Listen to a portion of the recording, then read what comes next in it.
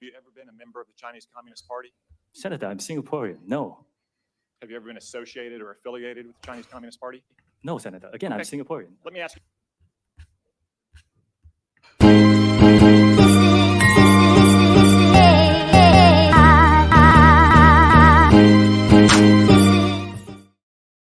Hi everyone, how are y'all? It's been a while. It's been a while since we've done a YouTube live stream, so I figured we would change that. Hold on, let me get us to our agenda. Communist Party? Senator. Have you ever been a member? Oh, it's Chinese not gonna. Okay, here we go.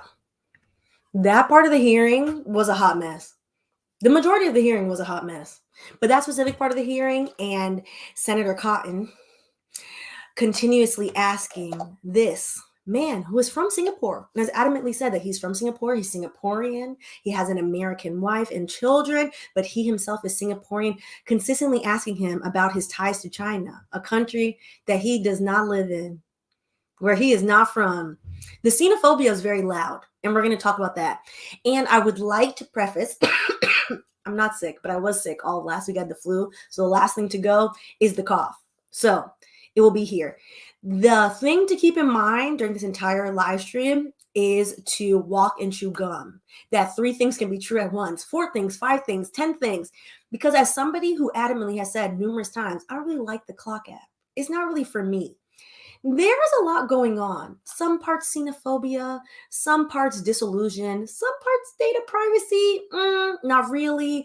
And some parts the part of TikTok trying to now utilize creators that it does not pay to get same creators that it does not pay to advocate for the app that does not pay them for their labor. All parts very interesting. So we're going to get into hopefully as much of it as we can. All right, so let me go ahead and make this agenda bigger so y'all can see. So we're going to go and actually look at the bill, what is even in the bill, and then we're going to talk about privacy laws. U.S. federal privacy laws are a hodgepodge of inadequate foolery. You heard it here first. Probably not. You probably already knew this. And I want us to bring back something that Zuckerberg got away with all too easily. And what about Cambridge Analytica? What about Cambridge Analytica? And if you don't know what that is, we are going to discuss that for a brief moment, as well as what the U.S. regularly does with our data, a la AT&T the other day. And then we're going to talk about the xenophobia is loud and the stealing from creators may be louder. And then because 10 things can be true at once, it is still censorship. TikTok can be a trifling app and it is still being censored under this bill. That did pass the House, is likely to pass the Senate. Joe said he is definitely signing it. He's all too excited. And this specific bill was set amongst a larger bill to provide more of our taxpayer money to fund murderation of people. Yes. And hopefully the algorithm in the beginning cannot catch the patois. All right, so let's get into it. The bill. All right. So this is the original bill. It is HR 7521. It has been proposed numerous times. This, I believe, is the 3rd time that it's being proposed, and it passed so quickly because it was tied to an omnibus package. In an omnibus package, you can pass a lot of things at once. A few of those things were very nefarious, including this. So, an act to protect the national security of the United States from the threat posed by foreign adversary-controlled applications, such as TikTok and any successor application or service, and any other application or service developed or provided by ByteDance Ltd. ByteDance is TikTok's parent company or any entity under the control of ByteDance Ltd.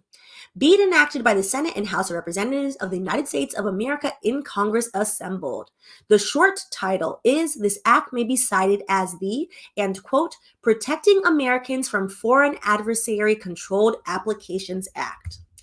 Now, what exactly is in this act? Here you go is the legalese. I'll remove me in case you wanted to see it for yourself. Who it applies to it will apply to in the case of an application that satisfies the definition of foreign adversary controlled application, aka owned by a foreign entity. Excuse me, sorry. We're going to have a few intermittent coughs. And that entity will be deemed a foreign adversary solely by the United States government. A foreign adversary in this case is China, is viewed as a foreign adversary. Beginning on the date that is 180 days after the date of this enactment, and in the case of the application that satisfies the definition of a foreign adversary controlled application pursuant to subsection G3B. All right, which is very interesting. So what happens if TikTok decides, you know what? I'm going to keep my company. I built this company. It's mine. I will not sell the company, which is what the U.S. government is saying. The U.S. government is stating, hello, TikTok, aka actually ByteDance, the parent company. You have 1 year to sell the company to a U.S.-owned corporation, which the only companies that would have enough money to buy TikTok would be Meta, which owns WhatsApp and Facebook and Instagram, Google, which owns so many things, Amazon, which would create larger monopolies. The US has a problem enacting antitrust laws, which we're going to get into. Hopefully, it's going to get filed in the next coming weeks. We're going to definitely cover the Live Nation antitrust lawsuit, which is the Ticketmaster lawsuit of how the hell Ticketmaster has decided that we are not allowed to have any fun on the low and has been scamming and bamboozling us for over a year now. So we're going to get into that. The department that would cover that is the antitrust department. That department does not have a good track record. Sadly, unfortunately, they tried to take down Microsoft in the 80s and failed miserably at that, and just keeps going on. This essentially would put together a larger tech monopoly, which I find fascinating, creating a law to create a different problem. So the penalties if ByteDance were to not sell would be shall subject to pay a civil penalty in the amount not to exceed the amount that results from multiplying. The lawyers that draft this, they love to draft things in the most irritating manner. There is no need to all those nonsensical words for no reason. Multiplying $5,000 by the number of users within the land or maritime borders of the United States determined to have access, maintained, or updated a foreign adversary controlled application as a result of such violation. So to give you a ballpark, that would be $5,000 times each user. I believe TikTok is now currently around 170 million-ish US users. Times 5,000. Math is not my ministry, but even I know that's a shit ton of money. So they would have to pay those amount in fines, thereby making the company essentially insolvent. So essentially the fines are supposed to be the penalties higher than the operating costs. So that way it would force the sale, because nobody would continue to operate a company that they would have to pay on a regular basis hundreds, if not billions of dollars for in terms of fines. All right. And then you have another penalty, and that penalty states in section B, any entity that violates subsection B shall pay in the amount, I'm going to skip all the superfluous language, from multiplying $500 by the number of users within the land or maritime borders of the United States affected by subsection. So you have those two penalties set forth and the threat of creating an even larger tech monopoly. But again, this is being proposed by our Congress people who did not understand that Facebook makes money through advertisements. And if you don't believe me, that is available not only on C-SPAN, but on CNET and on other places of them asking Mark Zuckerberg repeatedly, how do you make money if you don't charge users? And them not understanding that you can charge for ads. Yeah. Our Congress also doesn't understand what net neutrality is, which is how we lost net neutrality. Questions. We need term limits. We need term limits, and we need to embrace reality. Because one of the arguments put forth for why this TikTok ban is necessary is we don't know what TikTok is doing with America's data. We think that they are going to give said data to the Chinese government. And in America, we have data privacy. No, we didn't say we had data privacy, but we know that them people over there, we don't know what they're doing. We don't know what American companies are doing with our data.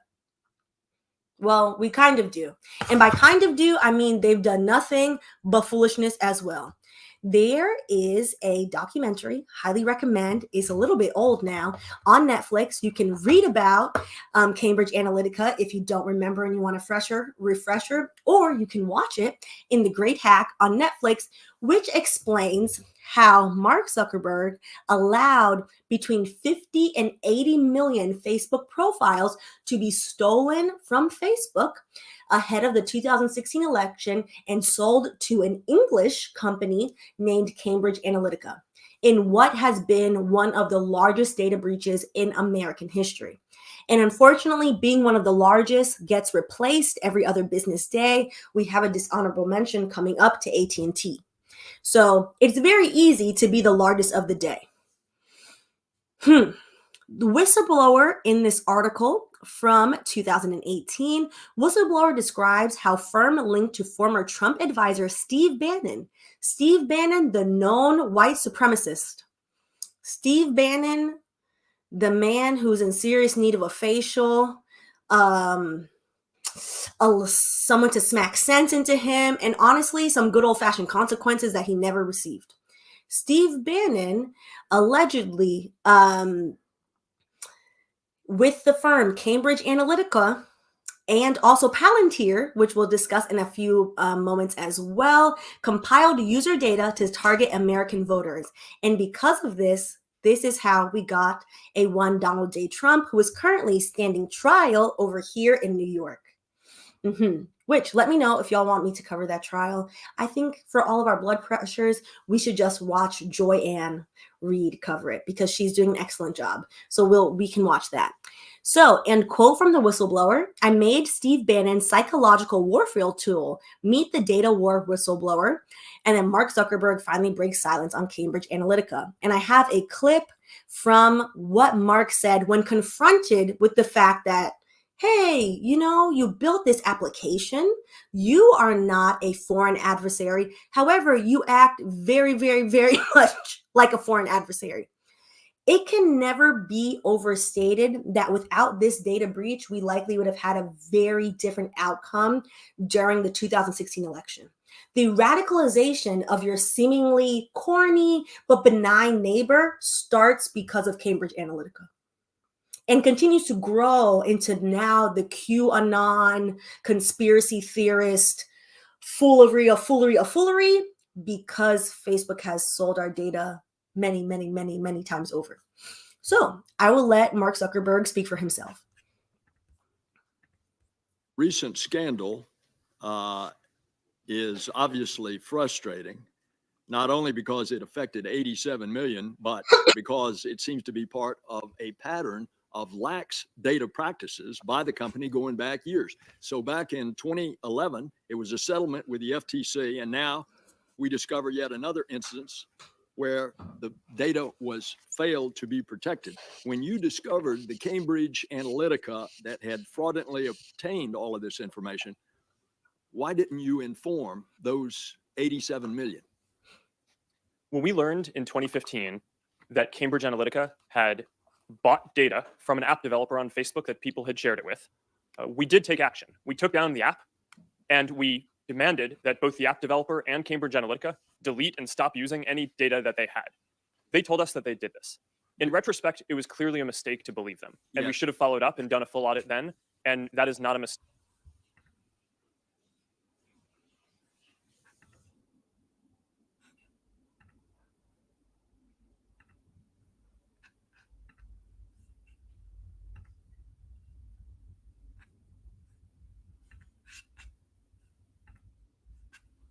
One second.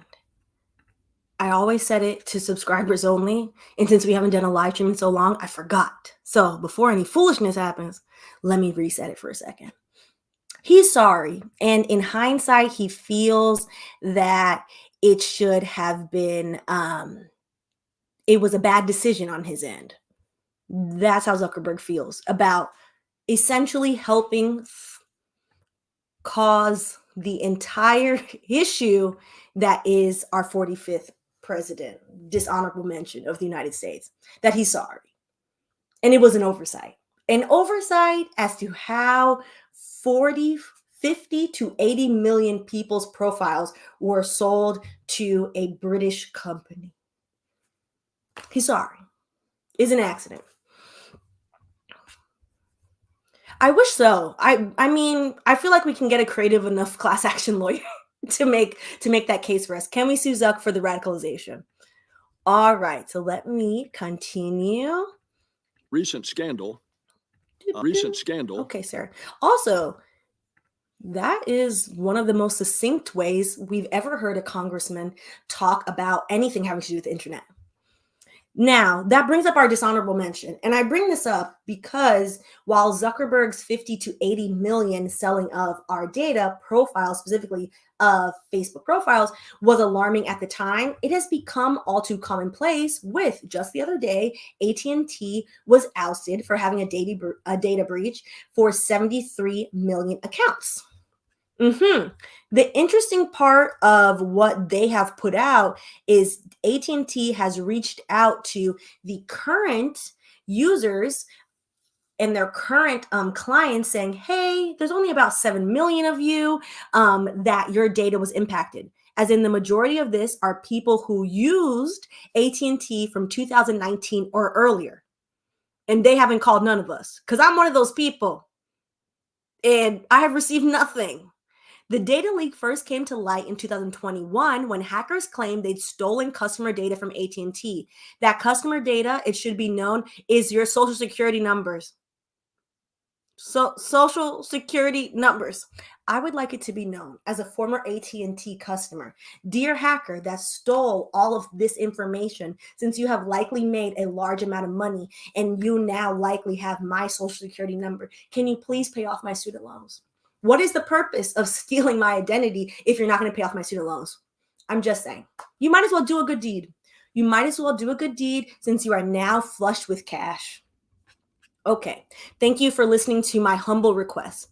The data leak, when it came to light in 2021, they put the information up for sale, because that is the whole purpose of stealing the data. They then put it up for sale. Fast forward to March of 2024. This is, oh goodness. 3 years later, our data been gone. We been got sold. We got sold and we didn't even know. Okay, the stolen personal information was discovered on the dark web, according to Troy Hunt, creator of I Have Been Pawned. In response, AT&T said again that it only contacted the 7.6 million current customers and reset their passcodes. It has done nothing for anybody, which is the majority of people who you are a former customer. So highly recommend always checking your credit in terms of credit as a whole, in terms of the concept and how it renders people in cycles of forced poverty is a scam. Credit in terms of TransUnion, checking your credit report is helpful because that is the first and the best way to know if someone has stolen your identity. That issue will pop up on your credit report and it will say, hey, you are now the proud owner of a home in Cabo. How? With what money? It's not my money. Oh, it is? It's under my name? Someone's living large? Let me call the bank. So check your credit report. Doing credit monitoring helps with those instances. Also, there will likely be a settlement where we all receive $27.93 from AT&T for our pain and suffering. And yeah, that is the current scape part of it, because we're going to get into the more nefarious aspects, because this is not technically, this is just the tip of the iceberg of what happens to our data in the United States, because the US really cares about data privacy. If the US cared about data privacy, we would have privacy rights like EU citizens do. in the European Union, and we would have something similar to the GDPR. We do not have any US version similar to the GDPR. We have individual states that have adopted GDPR language, specifically states like California. In California, you have the California CCPA, California Consumer Protection Act. Ooh, she still remembers from my time as a tech lawyer. And the CCPA makes sure that you have certain protections. However, the concept of data privacy as a right, the US does not care. The US is not doing that. So I have a hodgepodge of different states' laws, with certain states saying, hey, I care about my citizens, and other states saying, well, how much are y'all going to pay for this? And that's where we are.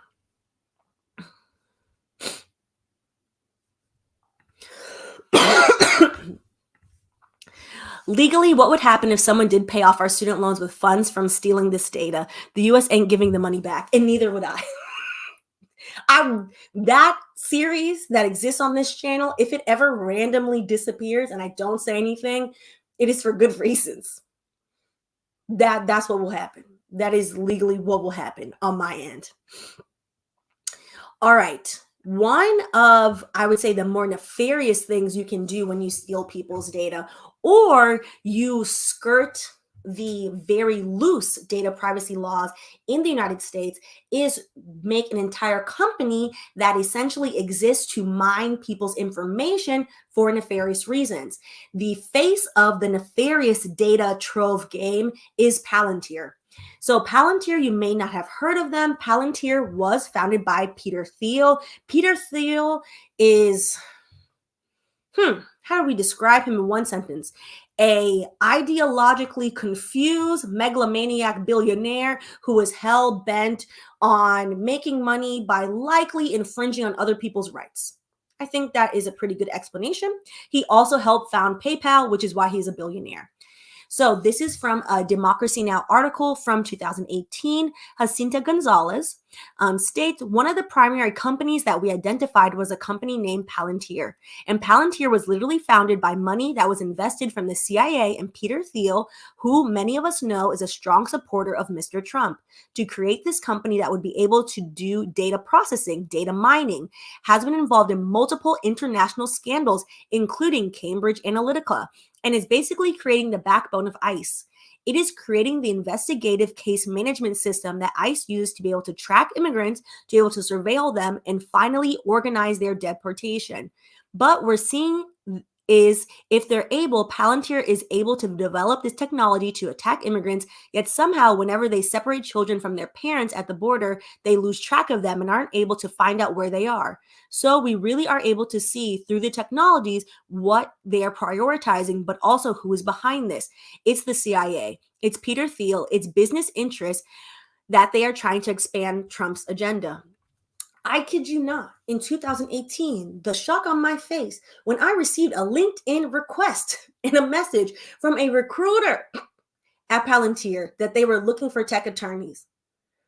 The utter gall for you to even email my immigrant ass. I didn't answer them. She wrote back about 2 more times, which was very fascinating. The amount of money they were paying at that time was also obscene. Palantir is a nefarious organization that flies under the radar because they get lots of corporate funding, and the way that they use data mining, they are hired by private corporations. It has come out, they've had numerous scandals, large banks, etc., to spy on their employees as well. So other companies hire Palantir to spy on their employees, as well as just do all-around foolery. Okay.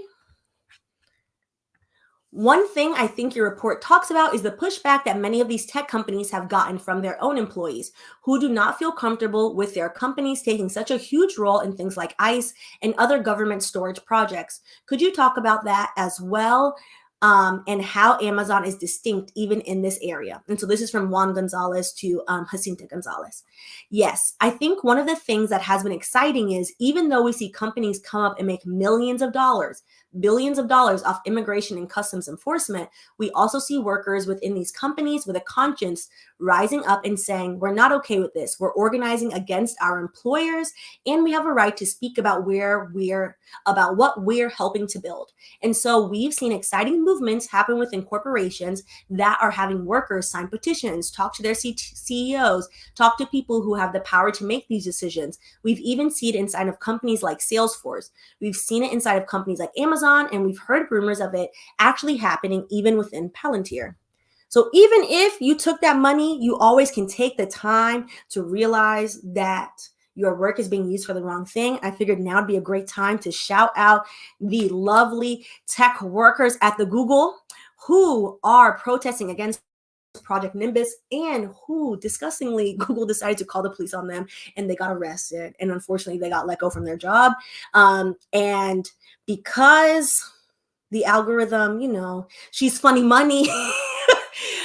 At least I can put on the screen that, yes, you can stand up for the right thing no matter where you are. So shout out to No Tech for Israel's Apartheid, which is the group that is working to dismantle and defund Project Nimbus, which is the tracking system that is used against Palestinians. And we have seen the devastation of that with 33 million lives lost in what is currently going on and is on the screen.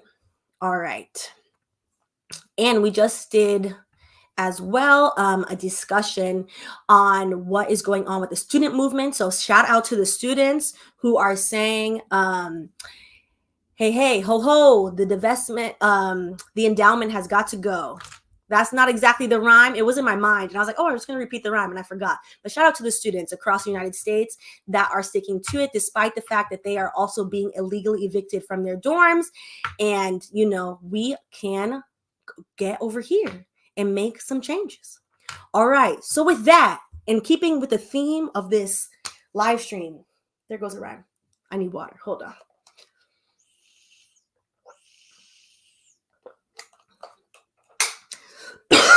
Keeping the theme of this live stream, 10 things can be true at once. This live stream is not a dedication as to why we should save TikTok. This is a live stream as to why, yes, there is value in TikTok, and TikTok also spreads rapid amounts of disinformation, and so do American applications, as we have seen with Facebook, Instagram, etc., Twitter, X, whatever the hell it's called now, spreading rapid amounts of disinformation. We need actual laws to protect from disinformation. We currently do not have those in place. It is completely disingenuous for our Congress people to have voted on a bipartisan bill to say, hey, TikTok is going to spread disinformation during November's election. Embrace seriousness. The last guy that ran, that is also, for some odd reason, y'all are giving him slaps on the wrist to let him run again. This man should have been thrown out from this on January 6, 2021. Truth be told, allowing this rigmarole of a circus is foolishness.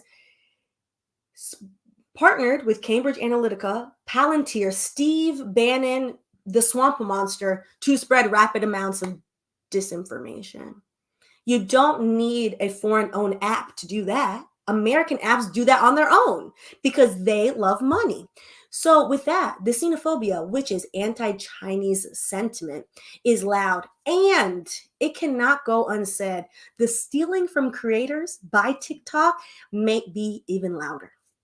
I found it really interesting. I don't like the clock app. Y'all know I don't like the clock app. I find it to be a place of commotion and turmoil, to be honest. And I like my long form content. If you ever are wondering, Stephanie, where have you been? You haven't posted anything? It's because I'm on Patreon. Content is being made. Sorry, a little bit of flu brain.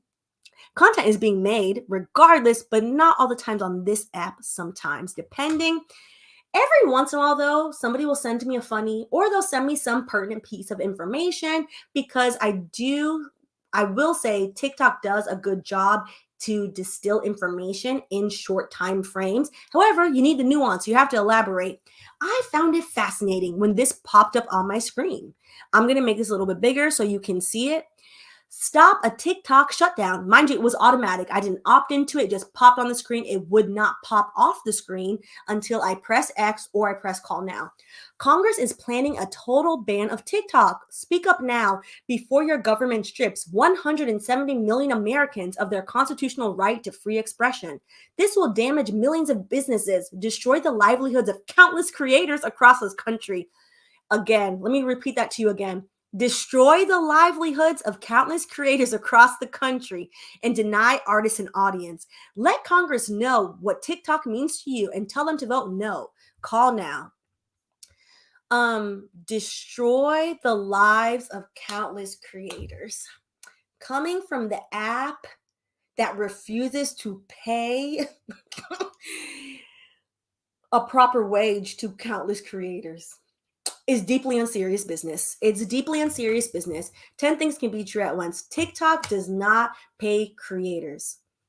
Carte blanche. TikTok will give you literally a couple of pennies. It's nothing. I have creator friends at this point, not to brag, they're doing well in terms of views. Millions and millions of views. Just for them to show me their TikTok check of barely $1,000. In this economy, barely $1,000 is paying for what? Not the rent. Maybe your water bill and your electric, and then if you are in a city where you have to drive, your car bill and your insurance. TikTok does not pay. So for TikTok to then force more free labor on said creators that it promised a decent amount of stability to is fascinating behavior. And it's nefarious. And you are now going to see more and more of creators thinking like, well, maybe TikTok will make me a favored TikToker if I go and I speak to Congress on their behalf and I do this and that. It doesn't seem so. One of the things, YouTube, plenty of issues. However, I will always stand by YouTube for a few reasons. One, YouTube has policies and procedures. Do I always agree with them? No. Do they always make sense? No. I've gotten into I have questions with the policies department. I'm like, I have questions. It's too vague. So how am I getting a strike on this when I am not in violation of the policy? I read the policies. They don't like when you say you read the policies. Then the confusion happens because now you're getting into it with a reading person. So they know what to say. However, TikTok has no policies and procedures. TikTok changes the payment structure on their creators at the flip of the dime all the time. Last month, they changed the payment structure again to where these numbers, for what it's worth, if you're not a TikToker avidly, will sound a bit wild. To me, it sounded wild. And that's because a good month on YouTube is I posted once a week. That to me is a great month. On TikTok, a good month is you posted multiple times a day. That sounds really overwhelming. The app functions very differently. We can talk about the burnout that it causes in its creators because of that. They have now changed their payment structure to where you're only going to be compensated on the first 30 videos you post. Well, that's disingenuous because these creators are used to being paid their pennies, literal pennies, based off of like, okay, I post 3 times a day, maybe they're short, maybe a 10-second, a 15-second, and then maybe 1 2-minute video. And then whichever one throughout again, these numbers only make sense if you're a TikToker. If you're not a TikToker, this will sound overwhelming because it is. And then out of my 60 videos, I'm sure to get, hopefully 7 or 8 viral ones, and then I'm going to get paid off of everything. They have changed that to where now you're playing a guessing game because they're only counting the first 30. That is inherently unfair. If you sign an employment agreement with your employer, you know what your base salary is, you know how to earn a bonus, if you have healthcare. None of these platforms give healthcare. I went into, was I on Instagram the other day? Instagram, as I cough, I went to the doctor. Shout out to telehealth. I was complaining the other day on an Instagram live, which all of those are saved to Patreon. about how my health insurance is $478 a month. And that I had diligently been like, child, I don't want to know that y'all are robbing me blind just so I don't get thrown out onto the street of the New York City hospital. Let me put this on auto pay. And because it was new, this is oversight on my end. This is why you should always, triple check your budget. I suppose they did not charge me for 3 months. I did not realize this. All of a sudden, randomly, I get a charge for over $1,500. I almost keeled over. This could be avoided if platforms, all of them collectively, invested into their quasi-employees, their contractors, aka the creators that keep a platform available, keep the platform alive. Without a creator, you don't have the platform. They don't do that. None of them do that. However, that is one of my big suggestions, that YouTube should allow creators, if you make a certain amount of content, to be able to at least buy into a healthcare plan. I would happily give y'all $250. Let's meet in the middle. It's very interesting. What is currently going on right now with TikTok now trying to raise the anxiety of creators who knowingly, there are so many articles and you have so many creators, specifically YouTubers, who have been on YouTube for so long, telling younger creators like, hey, if you're making it big on TikTok, love that for you. That's wonderful. You did that. Great. Are they paying you? No, you need to make a YouTube. Because with YouTube, you do get a guaranteed check if you hit a certain threshold. And you know what? The algorithm is a little bit funny. However, you can actually build an audience that will show up, that is here, and you can actually have the conversations you want. With TikTok, they take down videos without any warning, any notice. They don't tell you when. YouTube and I got into it the one good time over my Colonizer Exposed Israel video in October. I had people that I could call and that took my call and that I went to meetings with to argue with them about the video. There's nobody to call at TikTok. They just take the video down. YouTube also, this has changed. So I say this with a grain of salt. YouTube has a YouTube partner manager program where you got to jump through some hoops for it now. Get a partner manager, which is a dedicated YouTube employee who their entire job is to deal with basically like career creators, I would say. And you can directly voice your concern to that person and they can help you, etc. TikTok doesn't have that.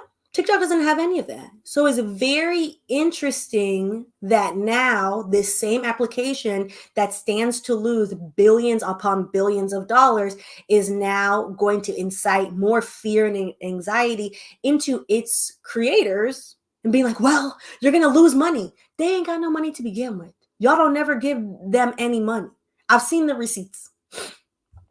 And that is not to say, as somebody who, admittedly, I don't like the clock app, that the algorithm on TikTok is very good for exposure. But exposure does not pay bills. All right. And some examples. This is from Rolling Stone. I believe this article, I usually try to put the dates in. I think this one is from last year, the year before. Why is it so hard for Black creators to get their due? After a year of the TikTok dance strike, Black dancers looking for credit and compensation from social media face a complicated landscape. That complicated landscape is anti-Blackness. That complicated landscape is the fact that numerous creators, specifically Black creators, have come out and said that they've had to dye their hair lighter colors because they've noticed that the TikTok app, if it sees that the hair is Black, the video doesn't perform as well. But if the hair is blonde, they just flip the blonde. Well, let me not flip it over, child, because she doesn't cooperate. But they flip it over and part of the hair is blonde, then the video performs better. The video has a clear, distinct preference for whiteness and white features.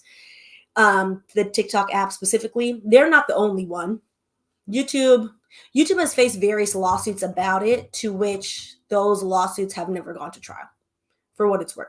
A general observation can show you, though, what's going on. And it's very interesting in terms of the amount of harm. Yes, TikTok does a world of good. TikTok does a world of good in that, yes, what you're seeing now in terms of mass information sharing about Palestine, a lot of that is possible because of TikTok. TikTok also does a world of harm. 2 things can be true at once. 10 things are true at once when we talk about TikTok. And so one of the things that I would push creators on TikTok to do, if they come calling you randomly, all of a sudden they found your email because this whole time they've been ignoring all your requests, before you go and say, of course, I'll get on my mega horn for you, and I will go and I will lobby and I will protest and I'll do all this stuff for TikTok. You should make some demands. You should demand some things. First of all, some pay transparency. You should ask them what you're going to get in return, such as, can they create a policy department? Certain things. I would get certain things in writing from them collectively. A lot of the things in the ways that social media platforms are able to get over on creators specifically is because creators are glorified gig workers. We are Uber drivers. We are the gig economy. And the reason why people and corporations get over on the gig economy is because there's no union. There's no union. It's individualized labor. Content creation, this was surprising to me as an extrovert, is surprisingly made up of a lot of introverts who are chatty and happy, being the talking head at home. But when you have a bunch of people who are disconnected, content creation is usually made in a silo for the most part. It is much easier to take advantage of said people. If TikTokers and social media creators per each platform were able to create unions, you would then see said platforms have to make concessions and actually give those creators what they're worth. So if TikTok is facing existential threat and crisis of being thrown out by our foolish government for some halfway correct reasons, I will say the data issues are not without merit, and the US don't care about our data to begin with. Both are true. I would say getting a unit together, maybe we can, or y'all can, because I don't care for it. Maybe y'all can save TikTok and make TikTok be the platform you really want it to be, and actually pay you, enough for your rent. Because some of the amounts I've seen from people who verifiably get tens of millions of views a month, it should be shameful. It should really be shameful. All right. So let us continue. I just had a few examples of how TikTok just randomly changes things. So this is from November 6, 2023. TikTok's $1 billion creator fund is shutting down. And it shut down on December 16th. And then it was replaced, which this is a bold-faced lie that TikTok told The Verge.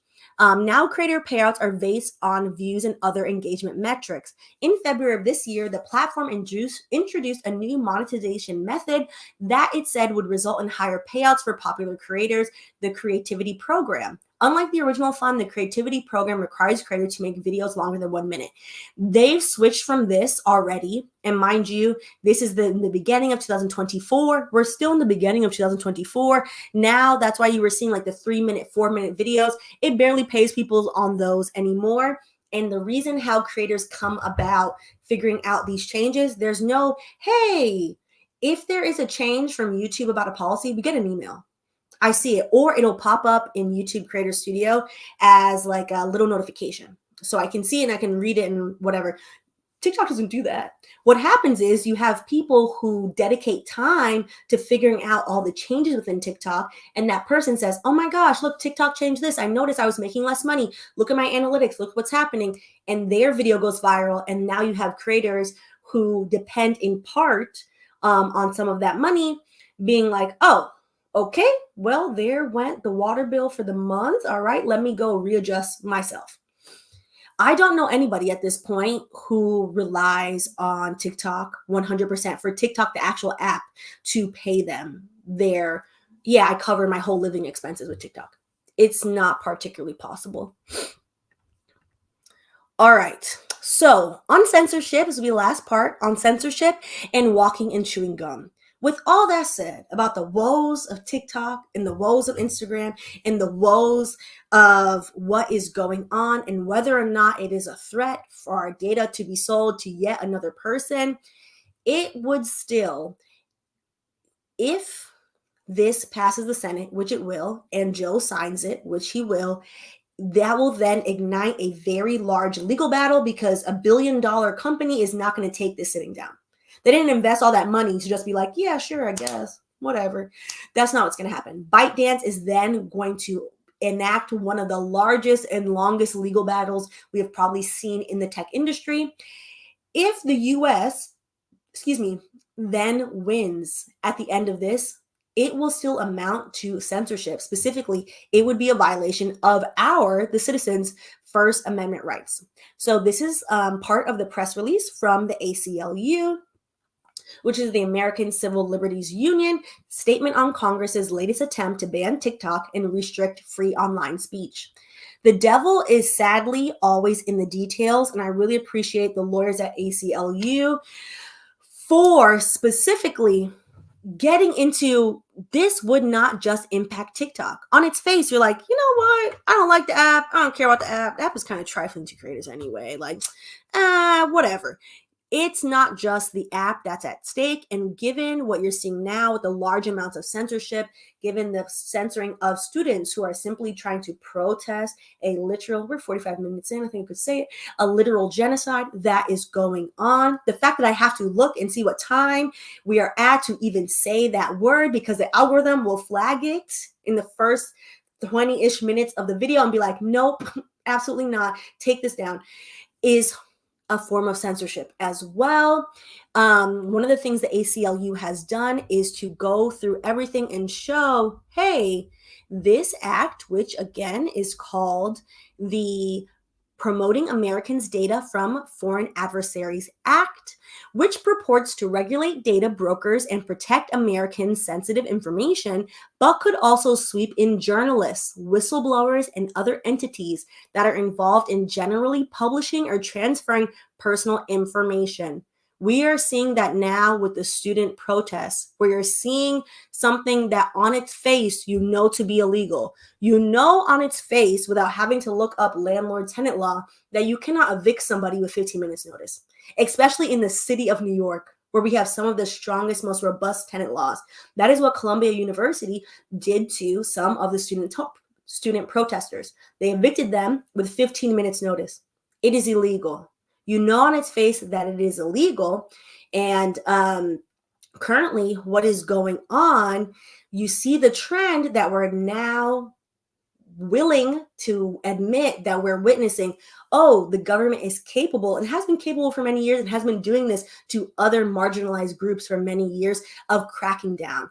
Another example of now extreme censorship and cracking down and misabuse of the law is the RICO case that we covered against the Cop City protesters in Atlanta, where they have been peacefully protesting Cop City. They have occupied that part of the forest as well. They are now getting RICO charges. That is not what the RICO Act was ever meant to cover. That is an abuse of the law. So the ACLU is now stating, hey, this can also apply to other people. For instance, the vague language could be used to restrict the release of photos and documents regarding the abuse of prisoners at Abu Ghraib by United States service members, the content of communications among officials during those programs, or a news report on a cabinet member's health or a general's extramarital affair.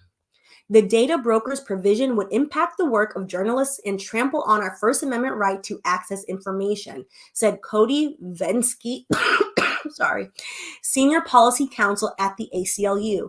Safeguarding our personal information from malicious forces, whether foreign adversaries, private companies, or our own government, must go hand in hand with preserving our right to express ourselves and access information online.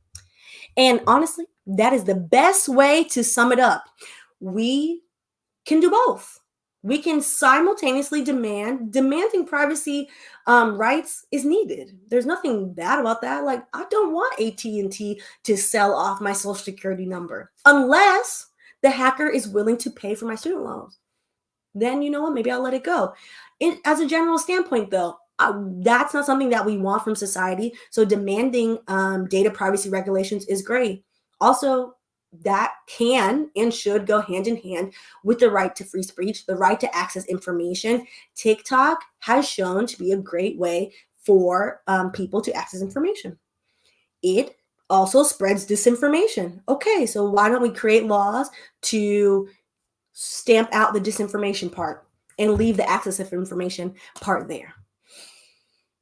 So I'll leave y'all with that quote from that lovely policy council, and shout out to the policy councils and the constitutional civil rights lawyers out there, because without them, everything would be much more harder to navigate, to be honest. Having spent, what week are we in? 2 weeks ago with one of the lovely lawyers, civil rights lawyers and movement lawyers at the Carter Center. Without the civil rights lawyers, we really would not know how to ensure how the hell to keep our rights. So with that, I will catch y'all in the next one. Let me know what videos y'all want to see. I'm not going to promise a schedule because a schedule hasn't found me in a long time, for what it's worth. But excitingly, if you haven't seen my post, Halise and I received a grant to create a travel show. I'm super excited. So that's going to come out on YouTube in July. It's called Complexion of Law. I'm really excited about. It's going to be the intersection of travel, law, and policies on the Black community. We're starting in the Deep South. So we're going from Georgia to Alabama to discuss Shelby v. Holder. And I've met some very, very lovely people along the way. I have the last interview. I'm conducting it next month. I think y'all will be excited about the guests, particularly if you are a legally inclined person. Will be a notable lawyer there as well. I think it's going to be great. So that's going to be a wonderful project, and that should come out. And then hopefully we get more funding to do more episodes. So as we get funding, more episodes will come out. So we'll see. And I was waiting on something else to come through, and I told Patreon that, and I got my yes, but I like my paperwork. My paperwork to my yes didn't come through, so I'll wait for my paperwork to come through to tell y'all about what's going on in May. But yeah, some exciting things. So I'm going to try to get back to the schedule, but I'm not going to promise a schedule because I won't break it. I'm not going to even lie. I'm not going to even lie, but I'm going to try to get back to that. And then we start doing, I miss the weekly upload at least. So if you have any requests, as always, leave them in the comments. I'll put them on my list. And then if, you want to talk about the Fifth Circuit case, which is Louisiana, Mississippi, and Texas. I was like, who am I forgetting? Texas, the Fifth Federal Circuit, that case regarding the right to mass protest. We covered that. It's actually much more hopeful. The Supreme Court refusing to hear the case is not as dismal as it sounds. It's because there's actually precedent, and that precedent happened 2 weeks after the Fifth Circuit decision came out. That's why. So deep breath. But we covered that just now on Patreon. So I'm on Patreon basically every week as well. So I will catch y'all later. All right. Have a good night. Bye. And thank you so much. Oh, I wish it was Annalise. The day Annalise, wait, see, we gotta have to do a real auntie, at least 3 goodbyes. If the day Annalise Keating pops up, I love Annalise, and I also do have a lot of endearment towards Viola. She be saying some political things though sometimes. I'm like, girl, please stop this, auntie. Please. It hurts my spirit. But yes, the day that happens, I'm just going to, I'll still wait for the paperwork to sign. I'll wait for the ink to dry on the paperwork. But on that note, no, it's not her. But on that note, I will catch you later. Have a good night. Bye.